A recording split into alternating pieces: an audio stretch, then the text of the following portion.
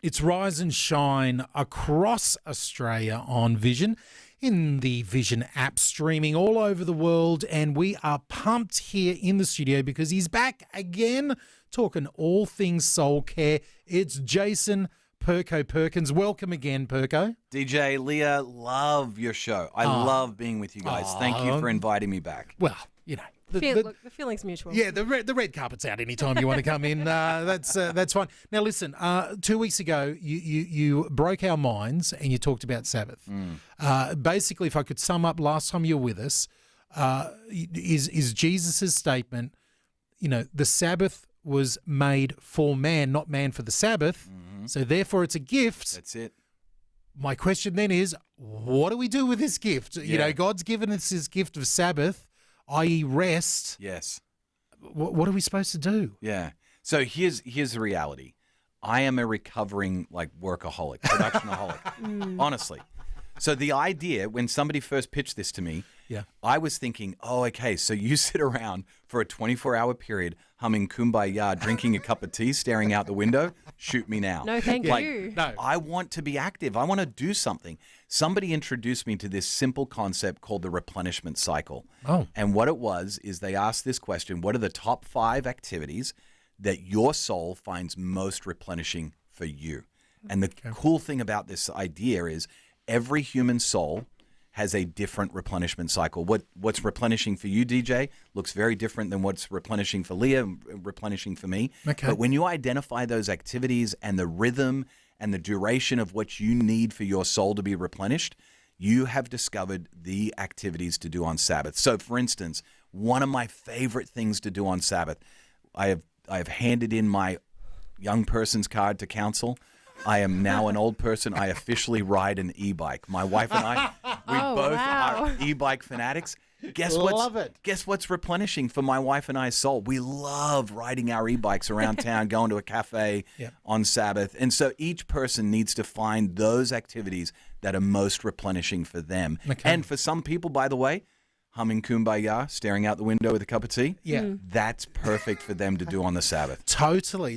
Okay. Now, as someone who's also in the Workaholics Anonymous Club, yes, recovering member, slipping up all the time with that one. But I too have a real issue where you start feeling guilty. And again, talking to different friends around the world, there's this joke of, the white Protestant Christian mindset of being productive, being useful, being good, leaving the space a better place than where you found it, all those type of things. And if I take a moment sometimes, I start feeling guilty and go, I'm wasting my time here. I need to be productive. God made me to be productive. Why? How do I get rid of that? Where does it come from? I feel that guilt all the time. In fact, I oftentimes tell people Sabbath for me is a bigger act of resistance and surrender than actually going and doing work. Wow. Because I'm actually saying, you know what, God, during this 24-hour period, I actually think you're going to get more done without me laboring and striving than if I'm getting after it and trying to make the world a better place. Go figure that he's actually working every time we go to sleep. You realize every time we go to bed at night, it's an act of surrender to say, actually, you're going to keep the world going while I'm resting. Isn't it amazing that he's able to keep things going without us looking over his shoulder saying, hey, you're right there? Oh, no, this is good. All right, we want to unpack this a little bit deeper. We want to get a little bit more personal around this. You're breaking down Sabbath for you. Yep. We got some deep questions going on here. Absolutely. Now, I think we're in a room of recovering workaholics over here. And my question, obviously around Sabbath, is we know we need to take time to rest. But what do you do for a person, say, that works on Sundays or works over the weekend? Or, we live in a bit of a tricky economy at the moment where some people have 2 jobs and there's not much time to do really anything else. What kind of tips and can you give to people? And that's just an arbitrary pretend person. This is completely hypothetical. It's not me at all. No, Leah, this is asking for a friend with Leah. On the breakfast show. What's the name of your friend? Leah. I mean, not Leah. Not Leah is asking. So here's what I would say to that friend of yours, Leah. I would say to them, remember it's a gift. Okay. So you get to use it the way that you use it best. And if that means breaking it up over multiple days, and I want to go back to the bit of history around this for our family.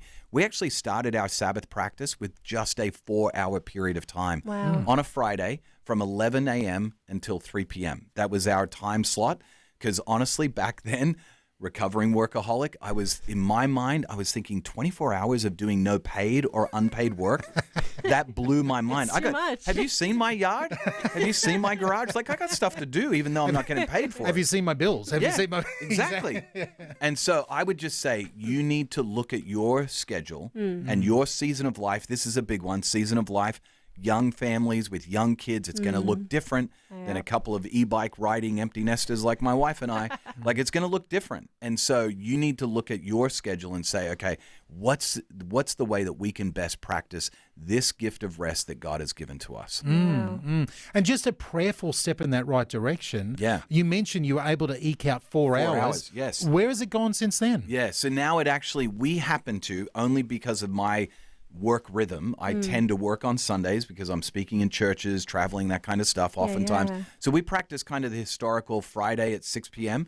to Saturday at 6 p.m. Nice. But we haven't always done that. We've done different days of the week. I've split it up over different days, a 12-hour period here and another 12 hours over here. But you need to find the rhythm that works really well for you. But that's what works well for us right now. We start every Friday night with what we call a Sabbath feast, where we eat well on Sabbath, by the way. We eat really well. Nice. And our kids celebrate it. They loved it when they were still in the house. They love Sabbath feast. They'd invite their friends over. It was a great time just to celebrate God's goodness in our life. And then on Saturdays, I'm super old school. I get the paper delivered because I don't want to be on devices much. Love it. So I get the old school Saturday paper delivered.